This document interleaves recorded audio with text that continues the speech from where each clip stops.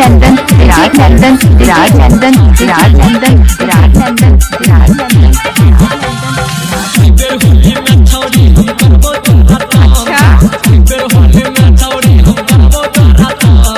DJ वाला थोड़ा संगे खेलबे हम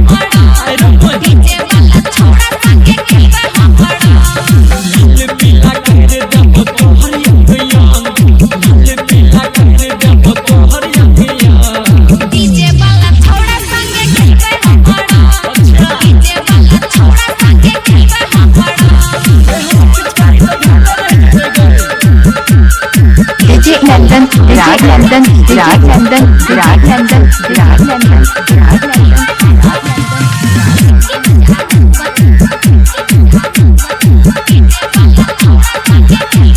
हमरा संग खेलै में की होय छ छोरी लाज भागा छोड़ा छोड़ा संगे छेड़े कोनो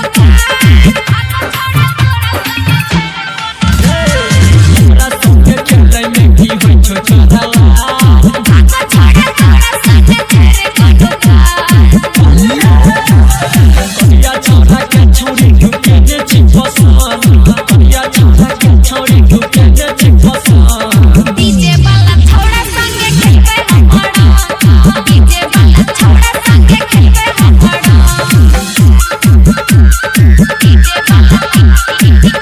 डीजे नंदन विराट नंदन विराट नंदन विराट नंदन विराट नंदन विराट नंदन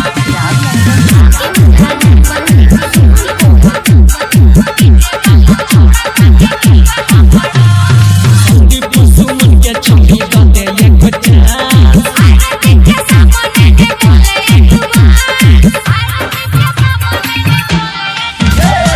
संदीप सुमन के छोरी गाते एक चांस देखे सामने ने बोले हेक्टर सूरज साजन कर दो होली में हुरदान संजीत अक्षया कर दो होली में हुरदान डीजे वाला थोड़ा संगे खेलबे हम डीजे वाला थोड़ा संगे खेलबे हम इधर होली में छोरी हम करबो तोरा काम इधर होली में छोरी हम करबो तोरा काम डीजे वाला थोड़ा संगे खेलबे हम डीजे वाला थोड़ा संगे खेलबे हम लाल पीला कर देबो तोहर अंगिया लाल पीला कर देबो तोहर अंगिया